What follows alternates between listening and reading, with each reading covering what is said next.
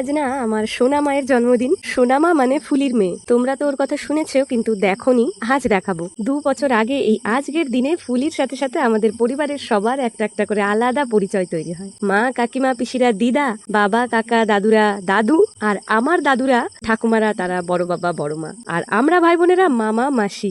এর আগে এই ডাক যে শুনিনি তা নয়, কিন্তু আমাদের বাড়িতে এই প্রথম। দাদুদের 3 ভাইয়ের মধ্যে তো দাদু বড়, তাদের ছেলে মেয়েদের মধ্যে আমার বাবা বড়, আবার পরের জেনারেশনে আমি বড়। আমি তো বিয়ে করিনি এখনো, আমার পর হচ্ছে ফুলি। আমাদের ভাই বোনদের মধ্যে শুধু ওরই বিয়ে হয়েছে এখনো। ওর সুবাদে বাড়ির সবাই ওই দাদু, দিদা, মামা, মাসি প্রথম হলাম। ছোটবেলা থেকে ওই বর্দি বর্দি ডাকি শুনে এসেছি।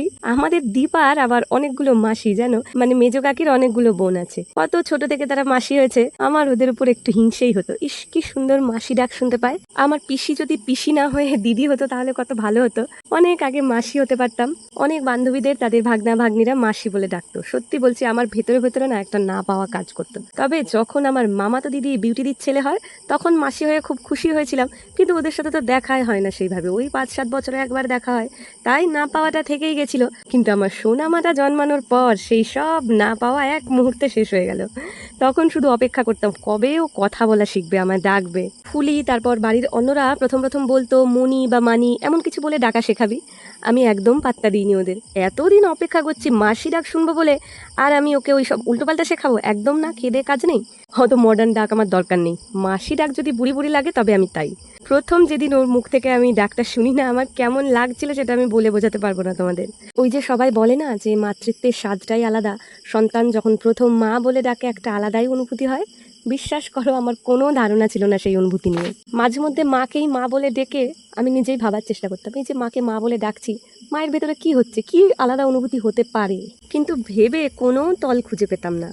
কিন্তু ওকে যেদিন প্রথম ছুঁই, কোলে নিই, মা না হয়েও মাতৃত্বের সেই অনুভূতিটা কিছুটা হলেও বুঝতে পেরেছিলাম।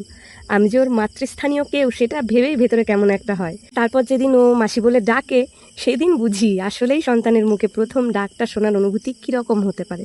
ওকে তো সোনামা বলে ডাকি আমরা, নিজের মায়ের থেকে ওকে বেশি মা বলে ডাকা হয় এখন। আর ওকে সোনামা বলে ডাকা মানুষের সংখ্যা এতও বেশি যে ও এখন ভাবে যে ওর নামটাই সোনা।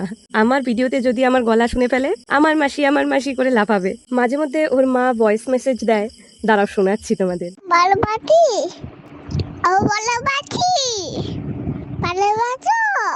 আর আজ ওর জন্মদিনে আমি এই ভিডিওটা ওর জন্য বানিয়ে রাখলাম। ও যখন বড় হবে তখন দেখাবো, তার সাথে সাথে তোমাদের সাথেও শেয়ার করলাম। যাই হোক, তোমরা ওকে প্রাণ ভরে আশীর্বাদ করো, ও যেন সব সময় সুস্থ থাকে আর একটা সুন্দর মনের মানুষ হয়। তোমরাও ভালো থেকো, সুস্থ থেকো। আজ আসি, টাটা।